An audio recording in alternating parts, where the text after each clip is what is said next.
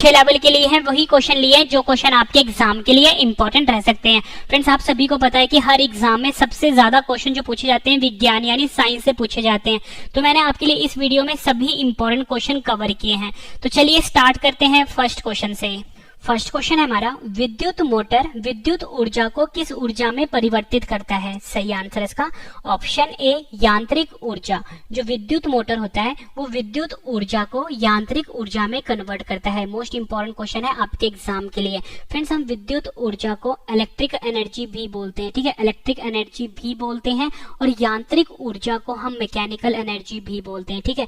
ये तो फ्रेंड्स मैंने आपको बता दिया कि विद्युत ऊर्जा को इलेक्ट्रिक एनर्जी बोलते हैं, यांत्रिक ऊर्जा को मैकेनिकल एनर्जी बोलते हैं। अब मैं आपको एग्जांपल देता हूं कि फ्रेंड्स विद्युत मोटर जो होता है वो विद्युत ऊर्जा को यांत्रिक ऊर्जा में कैसे बदलता है। एग्जांपल के लिए फ्रेंड्स हमारे घरों में जो पंखा लगा होता है, ठीक है, पंखा होता है, ठीक है, पंखे में जब आप विद्युत एनर्जी देते हो मतलब कि विद्युत ऊर्जा देते हो फ्रेंड्स, ये घूमता है, ठीक है। यानी फ्रेंड्स इस घूमने को ना हम यांत्रिक ऊर्जा बोलते हैं। मतलब कि हमने पंखे को विद्युत ऊर्जा दिया और ये घूम गया, ठीक है, घूमने से फ्रेंड्स ये यांत्रिक ऊर्जा में कन्वर्ट हो गया, ठीक है। ये हमारा क्वेश्चन था और इंपॉर्टेंट है। आपसे फ्रेंड्स एग्जाम में क्वेश्चन पूछा जाता है कि जो डायनामो होता है, ठीक है, डायनामो को फ्रेंड्स हम जनरेटर भी बोलते हैं। डायनामो जो होता है वो यांत्रिक ऊर्जा को किस में बदलता है? तो फ्रेंड्स आपको ध्यान रखना है कि जो डायनामो होता है वो यांत्रिक ऊर्जा को विद्युत ऊर्जा में बदलता है, ठीक है। यहाँ पे लिख देता हूं, यांत्रिक ऊर्जा को विद्युत ऊर्जा में बदलता है डायनामो, ठीक है। आपसे फ्रेंड्स एग्जाम में क्वेश्चन पूछा जाता है कि जो लाउड स्पीकर होता है वो किसको किस में बदलता है? तो फ्रेंड्स आपका आंसर होगा लाउड स्पीकर विद्युत एनर्जी को ध्वनि ऊर्जा में बदलता है, ठीक है। एक क्वेश्चन पूछा जाता है कि जो हमारा मोबाइल फोन होता है, ठीक है, इसके नीचे एक माइक्रोफोन लगा होता है। आपसे पूछा जाता है कि जो माइक्रोफोन होता है वो किसको किस में बदलता है? तो आपका आंसर होगा माइक्रोफोन जो होता है वो ध्वनि ऊर्जा को विद्युत ऊर्जा में बदलता है। एग्जाम्पल के फ्रेंड्स आपका जो मोबाइल फोन के नीचे माइक्रोफोन होता है, आप कुछ भी बोलते हो वो तो ध्वनि की फॉर्म में होता है। यानी कि उसने क्या किया, माइक्रोफोन ने आपकी ध्वनि ऊर्जा को वो क्या करेगा, विद्युत ऊर्जा में बदल देगा। तो ये क्वेश्चन भी एग्जाम में पूछा गया है। अगला क्वेश्चन कर लेते हैं, ये भी इंपॉर्टेंट है।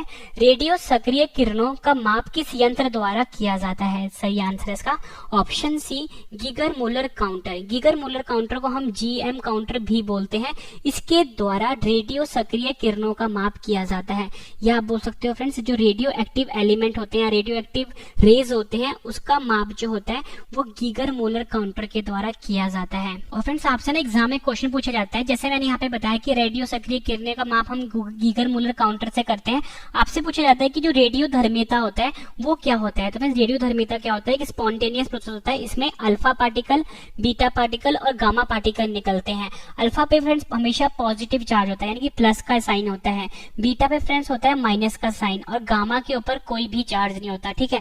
आपसे पूछा जाता है कि जो अल्फा पार्टिकल्स होते हैं उस पर कौन सा चार्ज होगा, प्लस का चार्ज होगा। बीटा पार्टिकल्स में कौन सा चार्ज होता है, माइनस का चार्ज होता है। गामा पार्टिकल पे कौन सा चार्ज होता है, कोई भी चार्ज नहीं होता, ठीक है। आपसे रेडियो एक्टिविटी की यूनिट पूछी जाती है। रेडियो एक्टिविटी की यूनिट होती है क्यूरी, ठीक है, ये भी आपने ध्यान रखना है। रेडियो एक्टिविटी की यूनिट होती है क्यूरी। और फ्रेंड्स जो रेडियो धर्मिता होती है उसकी एक यूनिट और भी होती है, वो होता है बैक्यूरल, ठीक है, ये भी आपने याद रखना है। क्यूरी और बैक्यूरल जो है ये रेडियो धर्मिता की यूनिट होती है। ये क्वेश्चन भी एग्जाम में पूछा गया है।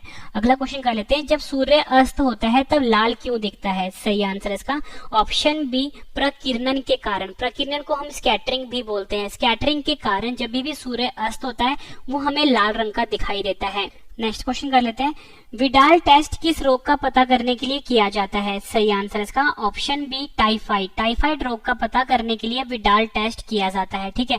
इंपॉर्टेंट क्वेश्चन है। विडाल टेस्ट को हम इस तरह से लिखते हैं, ठीक है, विडाल टेस्ट, और इसका प्रयोग टाइफाइड के लिए किया जाता है। फ्रेंड्स आपसे ना एग्जाम में क्वेश्चन पूछा जाता है कि जो टाइफाइड बीमारी होती है इससे शरीर का कौन सा अंग जो होता है वो प्रभावित होता है? तो फ्रेंड्स आपका आंसर होगा आंत। जो आंत वाला आंत होता है ये हमारे शरीर का प्रभावित होता है जब किसी भी इंसान को टाइफाइड बीमारी होती है, ठीक है। आपसे फ्रेंड्स एग्जाम में पूछा जाता है कि जो एलाइजा टेस्ट होता है वो किस बीमारी का पता करने के लिए होता है? तो फ्रेंड्स आपका आंसर होगा एड्स बीमारी पता करने के लिए होता है। नेक्स्ट क्वेश्चन कर लेते हैं, प्रोटॉन की खोज किस वैज्ञानिक ने करी थी? सही आंसर इसका ऑप्शन सी गोल्डस्टीन। गोल्डस्टीन वैज्ञानिक ने प्रोटॉन की खोज करी थी। फ्रेंड्स ये सिंपल सा क्वेश्चन था लेकिन प्रोटॉन से जुड़े कुछ और भी क्वेश्चन एग्जाम में बनते हैं। फ्रेंड्स आपसे पूछा जाता है कि जो प्रोटॉन होता है इसके ऊपर कौन सा चार्ज होता है। फ्रेंड्स प्रोटॉन के ऊपर हमेशा पॉजिटिव चार्ज होता है, यानी कि प्लस का चार्ज होता है। आपसे फ्रेंड्स प्रोटॉन का द्रव्यमान पूछा जाता है। फ्रेंड्स प्रोटॉन का जो द्रव्यमान होता है वो होता है 1.67 इंटू 10 की पावर -27 kg, ठीक है, किलोग्राम। मतलब जो प्रोटॉन होता है उसका जो वजन होता है वो होता है 1.67 इंटू 10 की पावर -27 किलोग्राम, ठीक है। आपसे फ्रेंड्स प्रोटॉन का जो आवेश होता है, यानी प्रोटॉन का जो चार्ज होता है वो कितना होता है, तो फ्रेंड्स प्रोटॉन का चार्ज होता है +1.6 इंटू 10 की पावर -19 कूलम्ब। ये भी फ्रेंड्स आपने ध्यान रखना है। फ्रेंड्स ये तो बात हो गई प्रोटॉन की। अगर आपसे एग्जाम पूछा जाए कि जो इलेक्ट्रॉन होता है उस पर कौन सा चार्ज होता है, इलेक्ट्रॉन के ऊपर फ्रेंड्स माइनस वाला चार्ज होता है, ठीक है। और जो इलेक्ट्रॉन होता है फ्रेंड्स उसकी वैल्यू होती है, जैसे मैंने यहाँ पे प्लस लिखा है वहां पे आप लिख दो -1.6 इंटू 10 की पावर -19 कूलम्ब।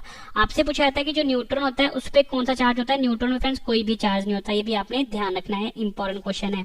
नेक्स्ट क्वेश्चन है हमारा, कैंसर के उपचार में किस रेडियो सक्रिय तत्व का प्रयोग किया जाता है। सही आंसर इसका option A cobalt 60। Cobalt 60 radio सक्रिय तत्व का प्रयोग किया जाता है कैंसर के उपचार में। फ्रेंड्स ये जो कोबाल्ट है इसका सिंबल CO होता है, ठीक है, और इसका जो फ्रेंड्स परमाणु क्रमांक होता है वो 27 होता है। और फ्रेंड्स जो मैंने आपको बताया कोबाल्ट 60 इसका प्रयोग होता है कैंसर के उपचार में। फ्रेंड्स आपसे ना एग्जाम में क्वेश्चन और पूछा जाता है कि जो पेस मेकर होता है, फ्रेंड्स आप सभी को पता है कि हृदय की गति को मेंटेन करने के लिए पेस मेकर का प्रयोग किया जाता है, ठीक है।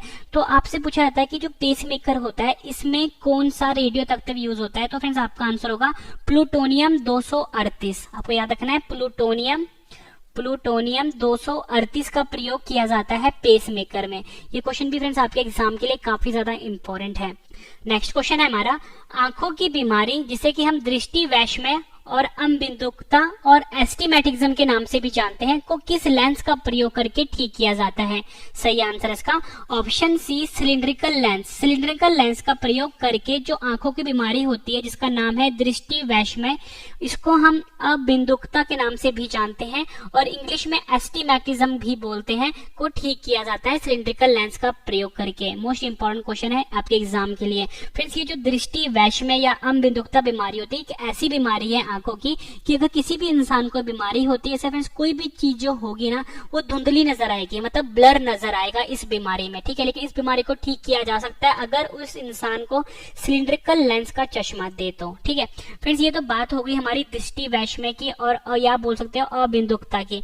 और भी फ्रेंड्स आंखों की बीमारी होती है, एक आंखों की बीमारी होती है मायोपिया, ठीक है। मायोपिया को फ्रेंड्स हम बोलते हैं निकट दृष्टि दोष। निकट दृष्टि दोष भी बोलते हैं मायोपिया की। फ्रेंड्स ये भी आंखों की बीमारी होती है। इस बीमारी में क्या होता है, अगर किसी इंसान को बीमारी होगी तो उसे पास की चीज दिखाई देगी लेकिन दूर की चीज दिखाई नहीं देगी। फिर से बताता हूँ, जो मायोपिया बीमारी है जिसे कि हम निकट दृष्टि दोष भी बोलते हैं, इस बीमारी में किसी भी इंसान को पास की चीज दिखाई देती है लेकिन दूर की चीज दिखाई नहीं देती। इस बीमारी को ठीक किया जा सकता है। कैसे ठीक किया जाएगा फ्रेंड्स, कनकेव लेंस का चश्मा दिया जाता है, ठीक है।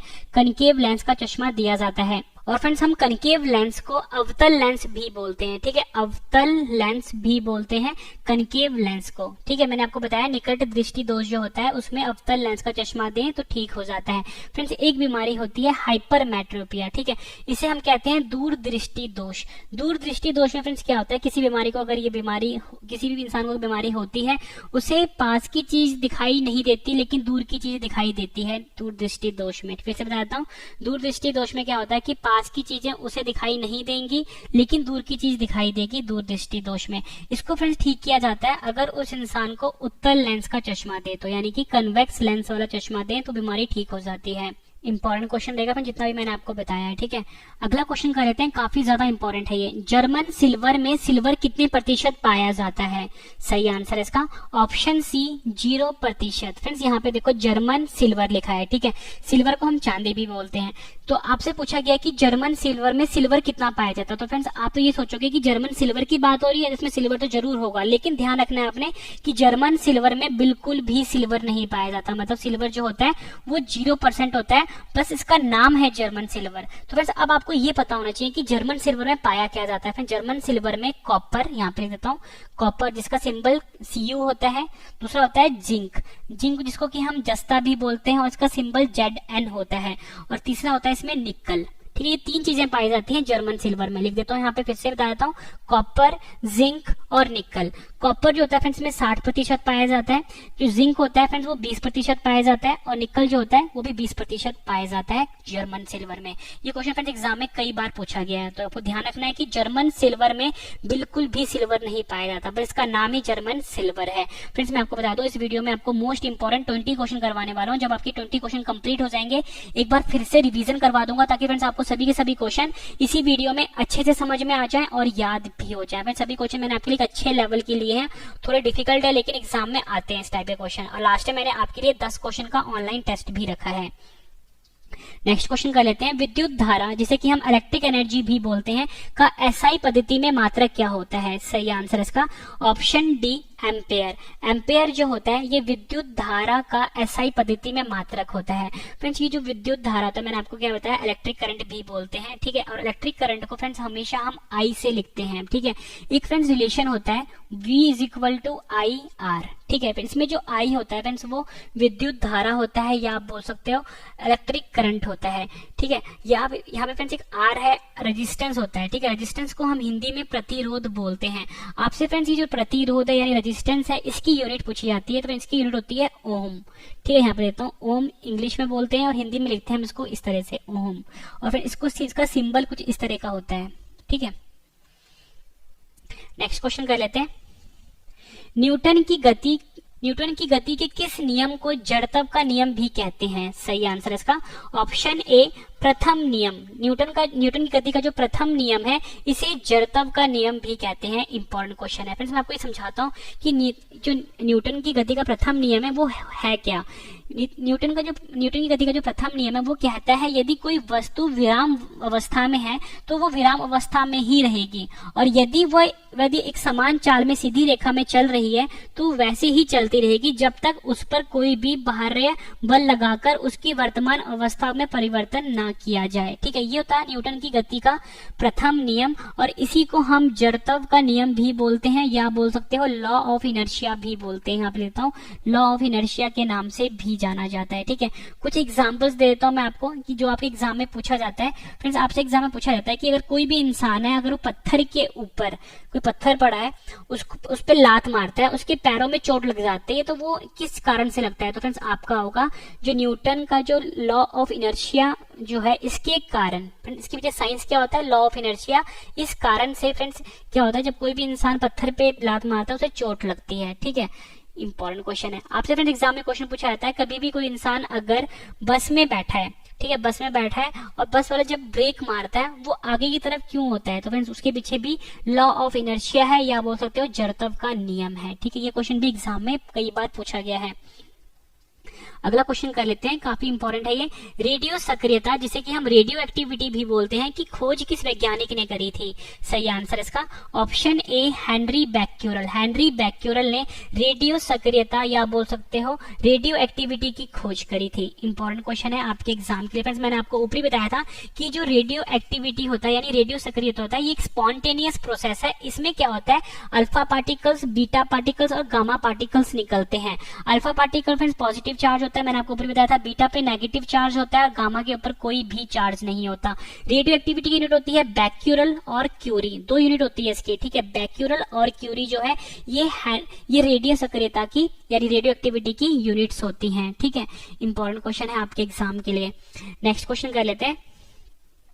अगला क्वेश्चन है हमारा, रसायन विज्ञान का जनक किसे माना जाता है? सही आंसर है ऑप्शन सी एंटोनी लेविजियर। एंटोनी लेविजियर को रसायन विज्ञान का जनक माना जाता है, यानी केमिस्ट्री का जनक माना जाता है एंटोनी लेविजियर को, ठीक है।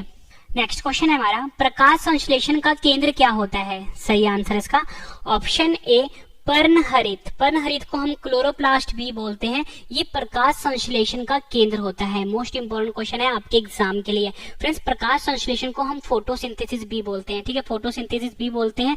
अब मैं आपको बताता हूँ कि फ्रेंड्स फोटोसिंथेसिस होता है क्या, यानी प्रकाश संश्लेषण क्या होता है। प्रकाश संश्लेषण फ्रेंड्स एक प्रक्रिया होता है जिसमें की जो पौधे होते हैं यानी जो पेड़ पौधे होते हैं वो अपना खाना बनाते हैं सूर्य की प्रेजेंस में, मतलब सूर्य की मौजूदगी में जो पेड़ पौधे होते हैं अपना खाना बनाते हैं, ठीक है। इसी को हम प्रकाश संश्लेषण बोलते हैं। प्रकाश संश्लेषण का एक इंपॉर्टेंट रिएक्शन होता है, वो आपको पता होना चाहिए। फिर देखो 6CO2 + 6 molecule of H2O, 6CO2 होता है कार्बन डाइऑक्साइड, H2O होता है वाटर। ठीक है, ये रिएक्शन होता है फोटोसिंथेसिस का। फ्रेंड्स इस रिएक्शन में जो प्रोडक्ट आएगा हमारा, यहाँ पे लिख देता हूं मैं आपके लिए, ये इंपॉर्टेंट है फ्रेंड्स। ठीक है, यहाँ पे लिख देता हूँ 6CO2 जो कि हम कार्बन डाइऑक्साइड बोलते हैं, 6H2O जो कि हम वाटर बोलते हैं। ये फोटोसिंथेसिस रिएक्शन होता है। ठीक है, और सूर्य की मौजूदगी में होता है फ्रेंड्स हमेशा ये। इसमें जो फ्रेंड्स हमें प्रोडक्ट मिलेगा वो मिलेगा हमें ग्लूकोज। ग्लूकोज का फॉर्मूला होता है C6H12O6 और साथ में ऑक्सीजन निकलता है। ठीक है फ्रेंड, इसीलिए कहते हैं फ्रेंड, देखो दिन के टाइम जब सूरज होता है तो फ्रेंड जो पेड़ पौधे जो ऑक्सीजन निकालते हैं ना, यहाँ पे जो फ्रेंड ऑक्सीजन निकला है 6O2 निकला है, ये वो इसी तरह से निकलता है कि क्या करते हैं जो पेड़ पौधे होते हैं वो कार्बन डाइऑक्साइड को अपनी तरफ खींचते हैं। ठीक है, और ये ऑक्सीजन देते हैं। ठीक है, इंपॉर्टेंट क्वेश्चन है और ये प्रकाश संश्लेषण का रिएक्शन है। ठीक है फ्रेंड्स, आपसे एग्जाम में पूछा जाता है कि जो पेड़ पौधे होते हैं उनकी जो पत्तियां होती हैं वो हरे रंग की क्यों होती है? क्लोरोफिल के कारण पेड़ पौधे की जो पत्तियां होती है वो हरे रंग की होती है। आपसे एग्जाम में पूछा जाता है कि जो मनुष्य का खून लाल रंग का होता है वो किस कारण से होता है? हीमोग्लोबिन के कारण होता है। ठीक है, ये भी आपने ध्यान रखना है। नेक्स्ट क्वेश्चन कर लेते हैं, काफी इंपॉर्टेंट है क्वेश्चन ये।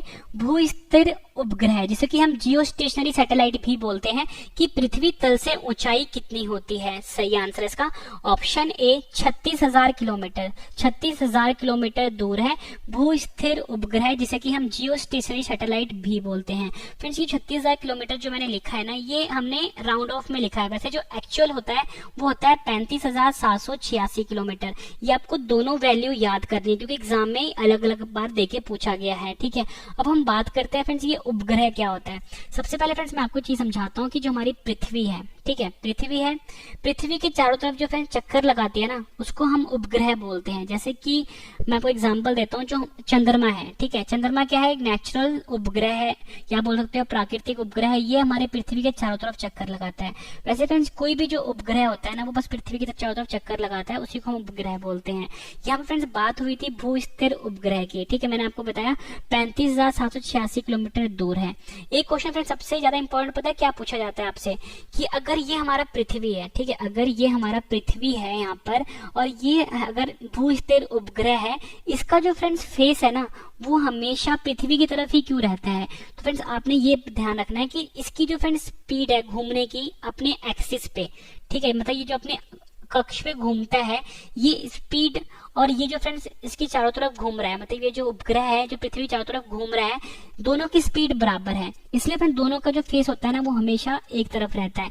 एक एग्जांपल मैं आपको देता हूँ फ्रेंड्स, आप सोचना इस बात को कैसे। मैं कहता हूँ फ्रेंड्स आप खड़े हो, ये ठीक है, ये आप खड़े हो, ठीक है, ये आप खड़े हो और समझ लो फ्रेंड्स ये है पृथ्वी और सामने ही आपका फ्रेंड खड़ा है कोई, ठीक है, फ्रेंड खड़ा है। आप ये मान लो कि ये है भू स्थिर उपग्रह, ठीक है, आप अपने मतलब कि अक्ष पे घूम रहे हो इस तरह से, ठीक है। अब जिस गति से आप घूम रहे हो, ठीक है, अगर ये इंसान भी उतनी ही गति से घूमेगा तो क्या आप दोनों का फेस एक तरफ ही रहेगा ना? तो यही कंसेप्ट यूज होता है इसमें। इसलिए जो भू स्थिर उपग्रह होता है उसका फेस हमेशा पृथ्वी के तरफ ही होता है क्योंकि दोनों की जो फ्रेंड स्पीड है घूमने की वो बराबर है। ठीक है, ये क्वेश्चन भी आप एग्जाम के लिए इंपॉर्टेंट है। नेक्स्ट क्वेश्चन कर लेते हैं, काफी इंपॉर्टेंट है ये। गैस से भरे गुब्बारे को नाखून की तुलना में सुई से फोड़ना आसान क्यों होता है? सही आंसर है इसका ऑप्शन ए, सुई अधिक दाब डालती है। इसका मतलब ये हुआ जो सुई होती है ना वो ज्यादा प्रेशर डालती है। ठीक है, मैं आपको एग्जांपल देता हूँ। मैं सपोज करो ये गुब्बारा है, ठीक है, ये गुब्बारा है, ठीक है, आप जब इस पे नाखून लगाते हो, आपका नाखून कैसा होता है फ्रेंड्स? नाखून आपका ऐसा होता है, ठीक है, ऐसे होता है ना। लेकिन फ्रेंड्स ये ना गुब्बारा फटता नहीं है, लेकिन जब भी आप इस पे सुई लगाते हो तो ये गुब्बारा फट जाता है। तो उसका कारण क्या होता है? जो सुई होता है वो अधिक दाब डालता है। ठीक है, अगर जिस इंसान ने साइंस नहीं पढ़ी होगी वो तो ये बोलेगा कि जो सुई होता है वो तीखा होता है, लेकिन साइंस में ये इसका आंसर नहीं होता। साइंस में इसका आंसर होता है कि सुई अधिक दाब डालती है। इसके पीछे फ्रेंड्स कंसेप्ट क्या होता है ये आपने ध्यान रखना है कि जो दाब होता है, ठीक है, दाब जो होता है जिसको कि हम प्रेशर भी बोलते हैं, ठीक है, दाब जो होता है उसको प्रेशर भी बोलते हैं। इसका फॉर्मूला होता है फोर्स अपॉन एरिया। ठीक है, अब यहाँ पे देखना कि फ्रेंड्स ये जो एरिया है ना ये इनवर्सली प्रोपोर्शनल है, मतलब कि जितना ज्यादा छोटा एरिया होगा, ध्यान सुनना, जितना छोटा एरिया, जितना कम एरिया होगा उतना ही ज्यादा प्रेशर लगेगा। तो फ्रेंड्स आप ये देख रहे हो कि जो सुई है इसका एरिया बहुत ही कम है, है ना। और ये जो नाखून है इसका एरिया कितना ज्यादा है, तो मैंने आपको बताया कि जितना छोटा एरिया होगा उतना ज्यादा प्रेशर लगेगा। तो इसीलिए फ्रेंड जो सुई होता है ना वो जल्दी गुब्बारे को फोड़ देता है, ठीक है। और ये जो नाखून है इसका आप देखो एरिया कितना बड़ा है, ठीक है। तो इसलिए जितना ज्यादा एरिया होगा उतना ही कम दाब लगेगा। तो ये कंसेप्ट इसमें यूज हो रहा है, P is equal to F upon A. यहाँ पे लेता हूँ P is equal to F upon A. P क्या होता है, प्रेशर यानी दाब होता है, A क्या होता है, एरिया होता है, F होता है फोर्स, ठीक है। दोनों आपस में इनवर्सली प्रोपोर्शनल है। इंपॉर्टेंट क्वेश्चन रहेगा आपके लिए, ठीक है। नेक्स्ट क्वेश्चन कर लेते हैं, बादल किस कारण से वायुमंडल में तैरते हैं। सही आंसर है इसका ऑप्शन ए, निम्न दाब। जो बादल होते हैं उनका जो दाब होता है वो बहुत ही कम होता है, उनकी जो डेंसिटी होती है वो बहुत कम होती है, इस कारण से फ्रेंड्स वो वायुमंडल में तैरते रहते हैं। ये क्वेश्चन भी एग्जाम में कई बार पूछा गया है। इसके बाद जो मैं आपको रिविजन करवा रहा हूँ वो आपके लिए बहुत ज्यादा इंपॉर्टेंट है। फ्रेंड्स मेरा एक और चैनल है जिसपे डेली करंट अफेयर की वीडियो आती है, चैनल का नाम है रवि स्टडी IQ GK 2.0। जिस चैनल पे फ्रेंड्स अभी आप वीडियो देख रहे हो उसके आगे बस आपने 2.0 लगाना है। ये करंट अफेयर का चैनल है, बहुत ही बेस्ट लेवल का करंट अफेयर पढ़ाया जाता है, साथ में PDF भी दिया जाता है। PDF की बेस्ट क्वालिटी वीडियो का फायदा ये है कि उसमें जो भी हम समझाते हैं सब कुछ PDF में लिखा होता है। तो फ्रेंड्स इसे भी आप सब्सक्राइब कर दीजिए अभी आप, ठीक है। नेक्स्ट क्वेश्चन है, बहुत अधिक ऊंचाई पर मनुष्य की लाल रुधिर कणिकाओं की संख्या पर क्या असर पड़ता है। सही आंसर है ऑप्शन ए, संख्याएं जो होती हैं बढ़ जाती है। क्वेश्चन फ्रेंड्स हमारा ये था कि कभी भी अगर आप ऊंचाइयों पे जाओगे या पहाड़ के ऊपर जाओगे, जो आपका RBC होगा, मतलब जो आपका रेड ब्लड सेल होगा या रेड ब्लड कॉर्पस्यूल जिसे कि हम लाल रुधिर कणिकाएं भी बोलते हैं, उस पर क्या असर होगा, RBC की जो संख्याएं होंगी वो हमेशा बढ़ जाती हैं, ये आपने ध्यान रखना है, ठीक है। फ्रेंड्स यहाँ पे बात हुई है RBC की। RBC को हम एरिथ्रोसाइट भी बोलते हैं और RBC का जीवन काल 120 दिन का होता है, ये भी आपने ध्यान रखना है। और मैंने आपको बताया जब भी आप ऊंचाइयों पे जाओगे जो आपकी संख्या है RBC की वो बढ़ जाएंगे। नेक्स्ट क्वेश्चन कर लेते हैं, हीलियम गैस को गुब्बारे में क्यों भरा जाता है। सही आंसर इसका ऑप्शन सी, यानी दोनों ऑप्शन सही हैं।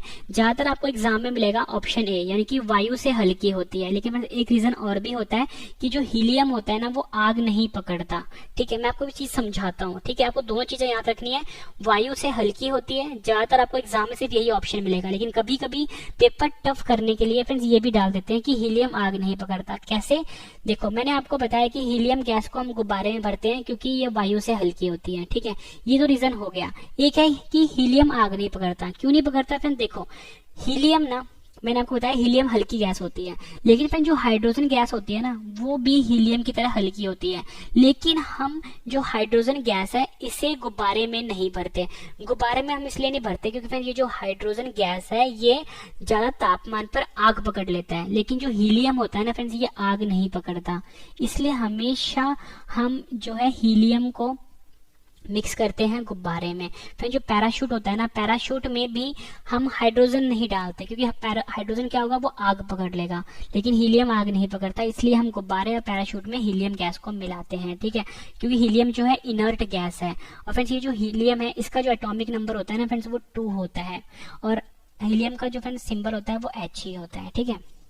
अगला क्वेश्चन कर लेते हैं, सौर ऊर्जा किस अभिक्रिया द्वारा बनता है। मोस्ट इंपॉर्टेंट क्वेश्चन है आपके एग्जाम के लिए। तो फ्रेंड्स सही आंसर इसका नाभिकीय संलयन, नाभिकीय संलयन द्वारा जो सौर ऊर्जा होता है वो बनता है, ठीक है। मोस्ट इंपॉर्टेंट क्वेश्चन है फ्रेंड्स। ये क्वेश्चन हमारा ये था कि जो हमारा सूरज होता है उस पे जो फ्रेंड्स एनर्जी प्रोड्यूस होता है, ठीक है, वो किसके द्वारा प्रोड्यूस होता है, नाभिकीय संलयन अभिक्रिया द्वारा।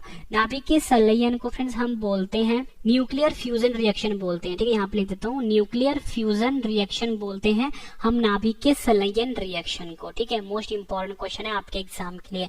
फिर जो न्यूक्लियर रिएक्शन होते हैं ना मेनली 2 टाइप्स के होते हैं। एक न्यूक्लियर फ्यूजन होता है जिसको कि हम नाभिकीय संलयन बोलते हैं, जिसके द्वारा जो सूरज होता है यानी जो हमारा सूर्य होता है उसके ऊपर एनर्जी प्रोड्यूस होती है, यानी सौर ऊर्जा जो प्रोड्यूस होती है वो नाभिकीय संलयन द्वारा होती है। एक होता है फ्रेंड्स नाभिकीय विखंडन। नाभिकीय विखंडन को हम न्यूक्लियर फ्यूजन रिएक्शन बोलते हैं, ठीक है। बस फ्रेंड्स स्पेलिंग में थोड़ी चेंजमेंट है। न्यूक्लियर फ्यूजन इसकी स्पेलिंग होती है FISSION और जो न्यूक्लियर फ्यूजन होता है जिसको कि हम संलयन बोलते हैं, ये होता है FUSION। ठीक है, दोनों में आपने कंफ्यूज नहीं होना। अगर सौर ऊर्जा की बात करेंगे तो हमेशा नाभिकीय संलयन होगा, और आपसे पूछा जाएगा कि जो परमाणु बम होता है, ठीक है, परमाणु बम होता है उस पे कौन सी अभिक्रिया होती है, तो फ्रेंड्स आपका आंसर होगा न्यूक्लियर फिजन, या बोल सकते हो न्यूक्लियर विखंडन। नाभिकीय विखंडन होता है परमाणु बम में। ठीक है, परमाणु बम में हम फ्रेंड्स यूरेनियम यूज करते हैं। ठीक है, यूरेनियम का जो परमाणु क्रमांक 92 होता है और मास नंबर 238 होता है। इसमें फ्रेंड्स हम क्या करते हैं, न्यूट्रॉन को हिट करते हैं यूरेनियम में। इससे फ्रेंड्स क्या होगा कि न्यूक्लियर रिएक्शन जो है ना वो स्टार्ट हो जाता है। ठीक है, और न्यूक्लियर रिएक्शन को यानी कि जो परमाणु बम होता है फ्रेंड्स, ठीक है, उसे हम चेन रिएक्शन भी बोलते हैं। ठीक है, ये भी आपने ध्यान रखना है। अगला क्वेश्चन कर लेते हैं, ध्वनि की चाल सबसे अधिक किसमें होती है? सही आंसर इसका ऑप्शन ए ठोस में, यानी जो सॉलिड होता है उसमें ध्वनि की चाल सबसे अधिक होती है। ठीक है, आपसे फ्रेंड्स एग्जाम में पता है क्या क्वेश्चन कैसे पूछा जाता है कि आपको बोलेंगे कि निम्न में से ध्वनि की चाल सबसे ज्यादा किसमें होगी। आपको ऑप्शन दे देंगे स्टील, ठीक है, एक ऑप्शन दे देंगे आपको पानी, तीसरा ऑप्शन आपको दे देंगे हवा। तो फ्रेंड्स आपका आंसर होगा स्टील, क्योंकि स्टील जो है सॉलिड है या बोल सकते हो ठोस है।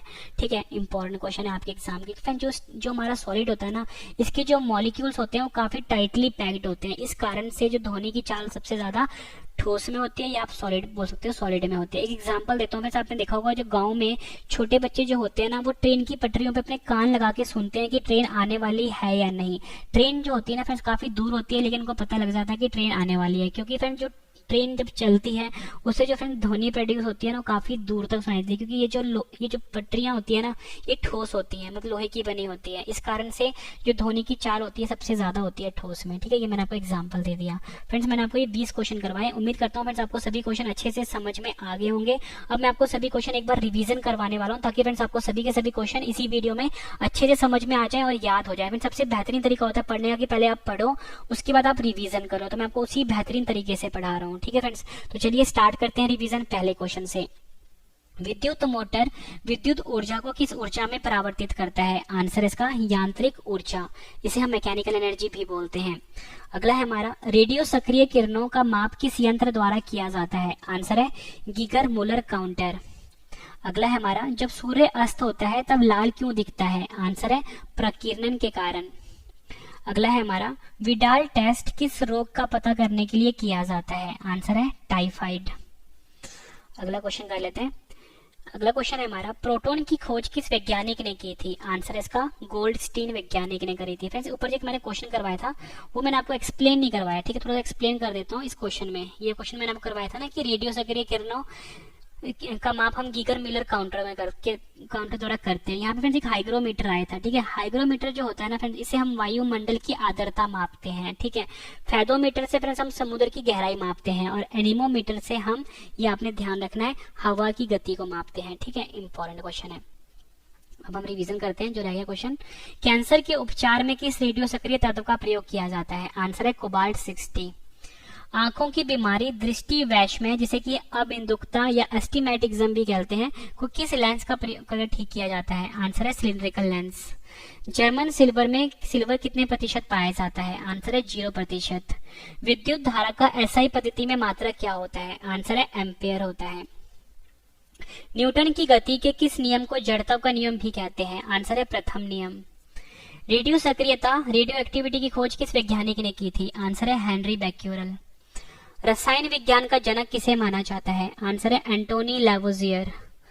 प्रकाश संश्लेषण का केंद्र क्या होता है? आंसर है पर्णहरित, या बोल सकते हो क्लोरोप्लास्ट। भू स्थिर उपग्रह, जिसे कि हम जियो स्टेशनरी सैटेलाइट भी बोलते हैं, कि पृथ्वी तल से ऊंचाई कितनी होती है? Answer 36,000 kilometre. गैस से भरे गुब्बारे को नाखून की तुलना में सुई से फोड़ना आसान क्यों होता है? आंसर है सुई अधिक दाब डालती है। बादल किस कारण से वायुमंडल में तैरते हैं? आंसर है निम्न घनत्व के कारण। बहुत अधिक ऊंचाई पर मनुष्य की लाल रुधिर कणिकाओं की संख्या पर क्या असर होता है? आंसर है संख्याएं बढ़ जाती हैं। हीलियम गैस को गुब्बारे में क्यों भरा जाता है? आंसर है वायु से हल्की होती है और हीलियम आग नहीं पकड़ता है। दो कारण होते हैं। सूर्य ऊर्जा किस अभिक्रिया द्वारा बनते हैं? आंसर है नाभिकीय संलयन, और इसको हम न्यूक्लियर फ्यूजन रिएक्शन भी बोलते हैं। ध्वनि की चाल सबसे अधिक किस में होती है? आंसर है ठोस में होती है। फ्रेंड्स मैंने आपको ये 20 क्वेश्चन करवाए मोस्ट इंपॉर्टेंट, उसके बाद 20 क्वेश्चन रिवीजन भी करवा दिया। उम्मीद करता हूँ फ्रेंड्स आपको सभी क्वेश्चन अच्छे से समझ में आ गए होंगे और याद भी हो गए होंगे। अब फ्रेंड्स मैंने आपके लिए 10 क्वेश्चन का ऑनलाइन टेस्ट रखा है। फ्रेंड्स टेस्ट बहुत ही अलग तरीके का है। सही जवाब जो होगा सिर्फ आपने अपने दिमाग में सोचना है, मतलब कहीं पर लिखना नहीं है, ना ही आपने मुझे कमेंट करके बताना, बस आपने दिमाग में सोचना है कि सही जवाब क्या होगा और आपने मुझे अपना स्कोर बताना है कि 10 में से आपके कितने मार्क्स आए हैं, ठीक है। और वीडियो कैसी लगी है फ्रेंड्स आपने कमेंट करके मुझे जरूर बताना, आपने अपना मार्क्स जरूर बताना है कि 10 में से कितने आए हैं, ठीक है। तो चलिए स्टार्ट करते हैं टेस्ट, और टेस्ट के लिए आपको ऑल द बेस्ट। फर्स्ट है हमारा, विद्युत मोटर विद्युत ऊर्जा को किस ऊर्जा में परिवर्तित करता है। 4 ऑप्शन है आपकी स्क्रीन के ऊपर, सही जवाब आपने अपने दिमाग में सोचना है। नेक्स्ट है हमारा, रेडियो सक्रिय किरणों का माप किस यंत्र द्वारा किया जाता है। 4 ऑप्शन है आपकी स्क्रीन के ऊपर।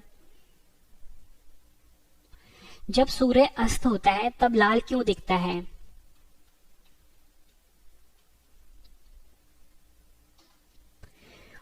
विडाल टेस्ट, जिसको वाइडल टेस्ट भी बोलते हैं, किस रोग का पता करने के लिए किया जाता है। सही जवाब आपने अपने दिमाग में सोचना है। प्रोटॉन की खोज किस वैज्ञानिक ने करी थी। कैंसर के उपचार में किस रेडियो सक्रिय तत्व का प्रयोग किया जाता है।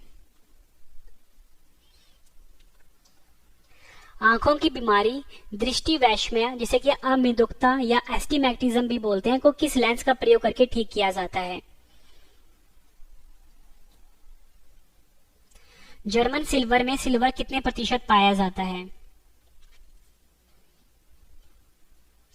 विद्युत धारा का एसआई पद्धति में मात्रा क्या होता है। आखिरी क्वेश्चन है टेस्ट का, न्यूटन की गति के किस नियम को जड़त्व का नियम भी कहते हैं। फ्रेंड्स मैंने आपको 20 क्वेश्चन करवाए, उसके बाद 20 क्वेश्चन रिवीजन भी करवा दिया, 10 क्वेश्चन का टेस्ट भी ले लिया। उम्मीद करता हूँ मैं आपको वीडियो बहुत पसंद आई होगी। वीडियो पसंद आई तो वीडियो को लाइक जरूर करिए, कम से कम 10 फ्रेंड के साथ शेयर भी जरूर करिए, और आपका इस वीडियो टेस्ट में कितने मार्क्स आए 10 में से ये आपने मुझे जरूर बताना है। कमेंट करके वीडियो कैसी लगी ये भी आपने जरूर बताना है।